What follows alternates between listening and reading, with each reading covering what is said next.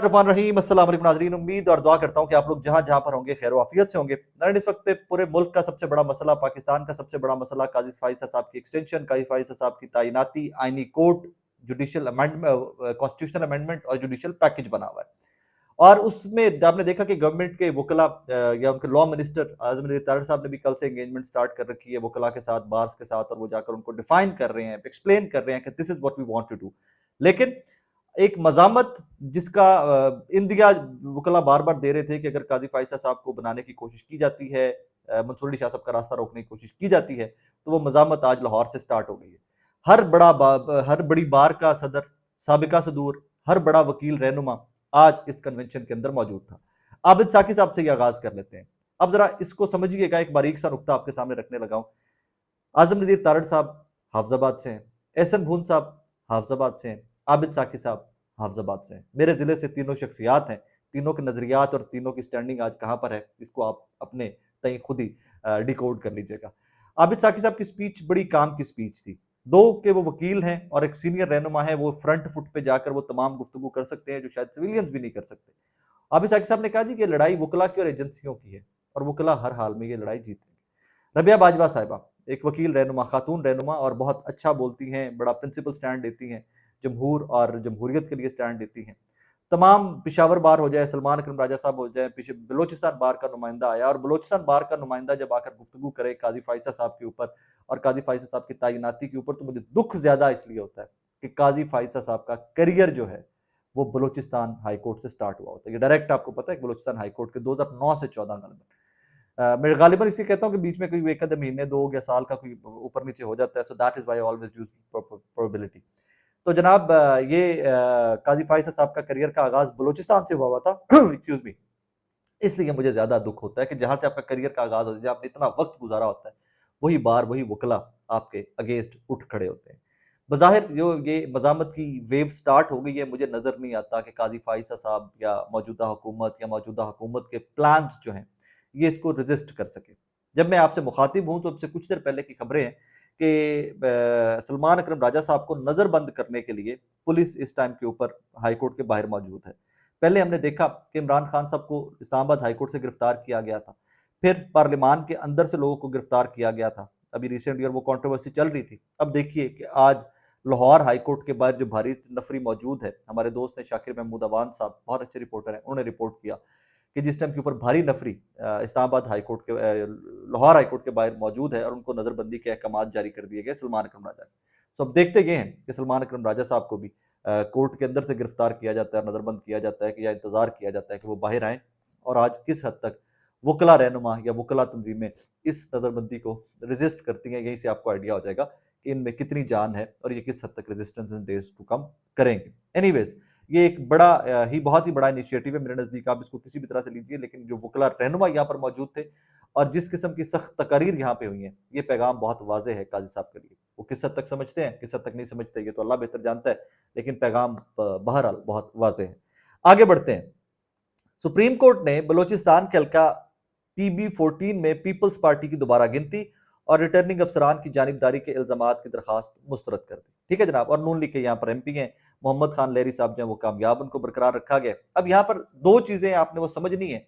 Form 45-47, इसके ऊपर आज काजी साहब ने ये बात की है। इसके ऊपर चीफ जस्टिस काजी फाइसा ने रिमार्क्स देते हुए कहा कि डब्बे खुलने के बाद फॉर्म 45 हो या 75 हो, इसकी कोई हैसियत नहीं रहती। इंतखाबात में सबसे अहम शवाहिद वोट होते हैं। फॉर्म 45 तो प्रिजाइडिंग अफसर भरता है, या तो फिर दोबारा गिनती पर एतराज करें या डब्बे खुले हुए थे। आज ये काजी फाइसा साहब ने यहाँ पर फरमाया। अब फॉर्म 45 क्या है और इसके ऊपर काजी साहब कितने सख्त रिमार्क्स देने की वजह क्या है, मैं दोनों चीजें आपके सामने रख देता हूँ। फॉर्म 45 नाजरीन वो फॉर्म होता है कि जिसके ऊपर प्रिजाइडिंग ऑफिसर, पोलिंग जो ऑफिसर होता है, जो पोलिंग एजेंट होते हैं पॉलिटिकल पार्टीज के, अपने अपने मतलब एक हल्का है, वहां से peoples party, PMLN, JUIF, Tehreek Insaf election लड़ रही है। इन तमाम जमातों ने या इनके जो वहां पर उम्मीदवार होता है उसने आगे अपने पोलिंग एजेंट खड़े किए होते हैं, हर पोलिंग एजेंट के ऊपर, ताकि कोई धांधली ना हो, वो अपने अपने वोटर्स की रहनुमाई कर सके, मदद कर सके, उनको गाइड कर सके, ये रास्ता है, आपने इधर जाना है, ये करना है, वो करना है, और जो पोलिंग का अमला होता है उसकी मदद कर सके, जो सरकारी अमला होता है वहां पर मुआवनत कर सके उनकी।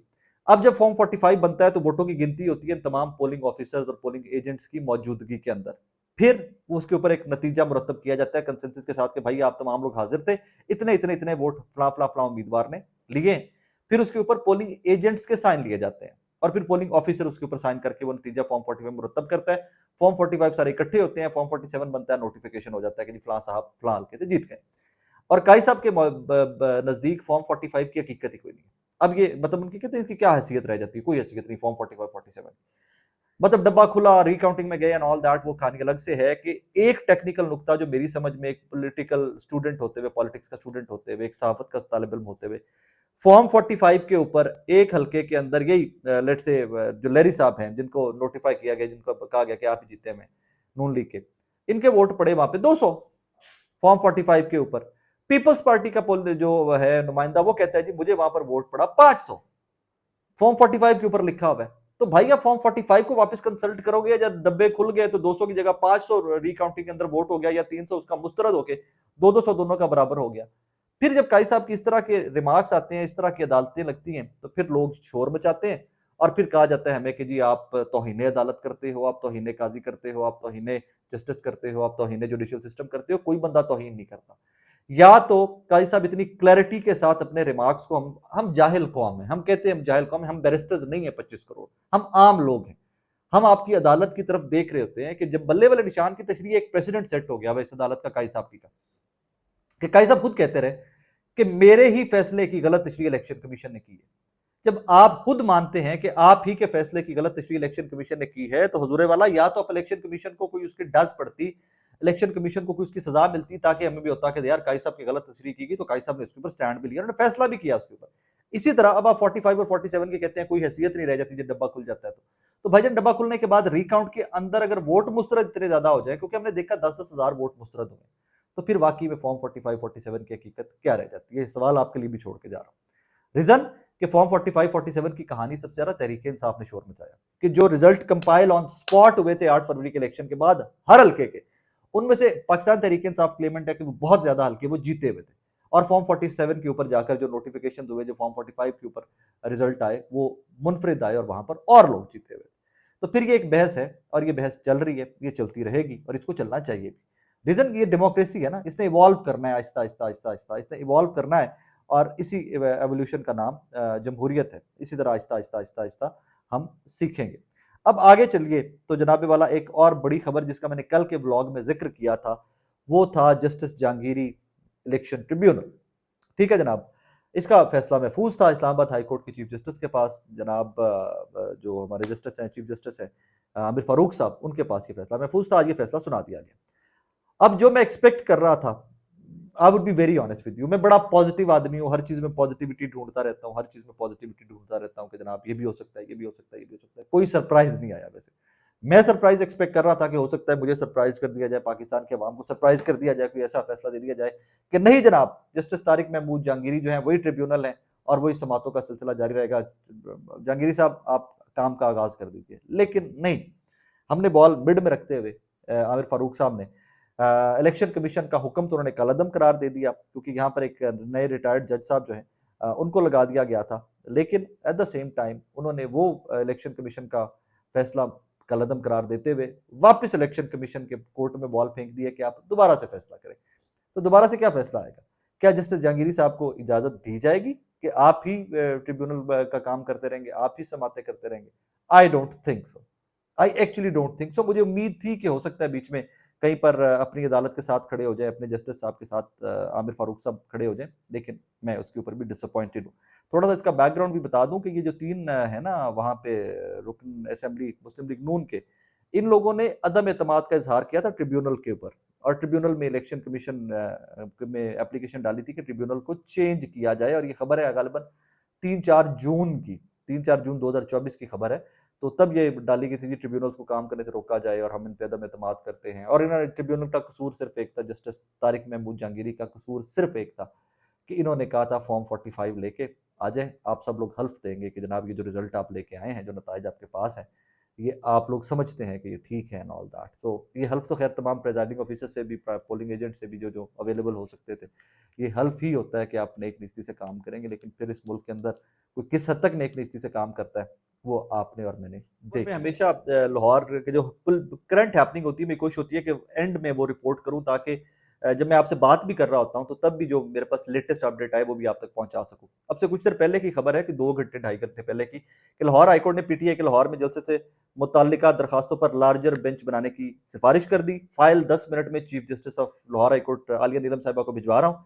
आज ही बेंच बनाने की सिफारिश कर रहा हूँ। ये मामला एक बार ही सेटल होना चाहिए। अब जस्टिस फारूक हैदर के रिमार्क्स, लेकिन अब तक जब तक मैं आपसे मुखातिब हूं, मैं ये इंतजार कर रहा था कि हो सकता है बेंच बन जाए, हो सकता है आज इसके ऊपर समाअत हो जाए, लेकिन अभी तक के लिए नहीं हुआ। हो सकता है आपसे कुछ देर बाद में समाअत भी हो जाए। लाहौर के हालात सुन लीजिए कि लाहौरिये जो हैं, पाकिस्तान तहरीक इंसाफ के नौजवान जो हैं, जो उनके एक्टिविस्ट जो हैं, वो तमाम तर खौफ से निकल कर जनाब गलियों मार्केटों में जाकर ग्रामोफोन लेकर वो जाकर वहाँ पर इसके लिए दावत दे रहे हैं लोगों को कि आपने जलसे में आना है, ये आपकी और मेरी आज़ादी का मामला है, ये तहरीक इंसाफ का नहीं, ये पाकिस्तान का मामला है। इस तरह की वो अपनी कैंपेन चला रहे हैं। यहाँ तक कि वो लोग जो लंबी चौड़ी जेलें काट के आए हैं, सनम जावेद खान साहबा जैसे लोग, वो भी मार्केटों में जाकर, गलियों मोहल्लों में जाकर लोगों को मोबिलाइज कर रहे हैं, डोर टू डोर कैंपेन कर रहे हैं। आगे बढ़िए इससे थोड़ा सा, अब कहानी आ जाती है कि क्या जलसा होने दिया जाएगा। सबसे बड़ा सवाल तो ये बनता है ना।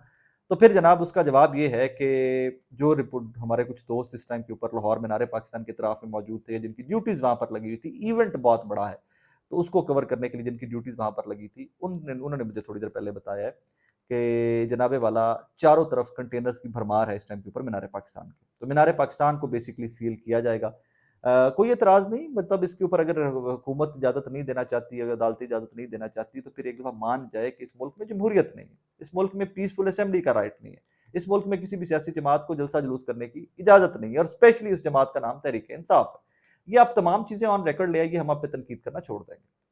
खौफ किस चीज का है? जो मिसाल मैंने आपको चंद दिन पहले दी थी कि खौफ उस वक्त का है कि जब इमरान खान साहब जमान पाक में बैठकर आए दिन नहीं, डेली जलसा करते थे। जो वहां पर एक्टिविटी होती थी वो जलसा होता था। इनको पता तब चला कि इमरान खान तो हर घर में, पंजाब के हर घर में, लाहौर के, जब पीटीआई का वोटर कम और पीएमएलएन का ज्यादा था, वहां पर यूं तनासब उठा और इमरान खान साहब इतनी सरायत कर गए और पीएमएलएन को पता ही नहीं चला कि उनके नीचे से तख्ते लाहौर कैसे इमरान खान ने चुपके से खींच लिया हुआ था। तो अब इनको खदशा वो रहता है कि दोबारा वैसी कोई कार्रवाई ना पड़ जाए, डरते रहते हैं, सहमे रहते हैं। यही वजह है, यही डर है, यही सहम है। वुजरा, वफाकी वुजरा बड़ी बड़ी बड़के मारते हैं ट्विटर के ऊपर आकर, शोज के अंदर आकर, लेकिन कहानी ये है कि जनाबे वाला चारों तरफ कंटेनर लगा के रखे हुए। मेरी जाती राय या मेरा जाती ख्याल तो ये है कि ये जिस तरह बड़के मारते हैं और फिर ये जिस तरह रोकने की कोशिश करते हैं ना, इसके खिलाफ भी पिटीशन डाली जानी चाहिए। रिकॉर्ड का हिस्सा रहेगा, बनेगा भी कुछ नहीं। मैं आई नो दैट टू कि होना अजय कुछ भी नहीं, कि ये पिटीशनें डाल भी दें कि देखें जी गैर जमहूरी अमल है कि यूं अपोजिशन को रोका जाए और ये बढ़के मारे कि हम तुम्हें जोरे बाजू से रोक कर दिखाएंगे कि सियासी जमात को जलसा जुलूस करने से होगा, इसके ऊपर कुछ भी नहीं। लेकिन कम से कम रिकॉर्ड का हिस्सा रहेगा। ये जब जमहूरियत पसंद ऑपोजिशन में होंगे कल को, और जब ये हमें बताएंगे कि देखें जी हमारे साथ ज्यादती हो रही है, तो हम तो इनके साथ खड़े होंगे ही होंगे, लेकिन साथ ही साथ ये भी याद करवाएंगे कि आपके दौरे इक़्तिदार के अंदर क्या क्या होता रहा।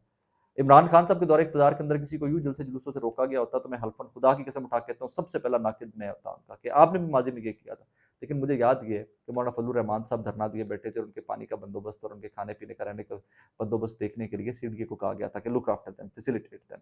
फिर लॉन्ग मार्च पीएमएलएन का आया, मरियम नवाज साहब, हमजा शहबाज साहब 10 20 50 गाड़ियां लेकर लाहौर से निकले इस्लामाबाद की तरफ, किसी ने नहीं रोका। बिलावल भुट्टो जरदारी साहब सिंध से निकले, इस्लामाबाद जा टक्कर मारी, किसी ने नहीं रोका। जलसा जुलूस हर जमात का हक है और वो करने की इजाजत होनी चाहिए। देखिए आगे क्या होता है फर्दर, इंशाल्लाह आपको अपडेट रखने की कोशिश करेंगे। अपना बहुत सारा ख्याल रखिएगा, दुआ में याद रखिएगा।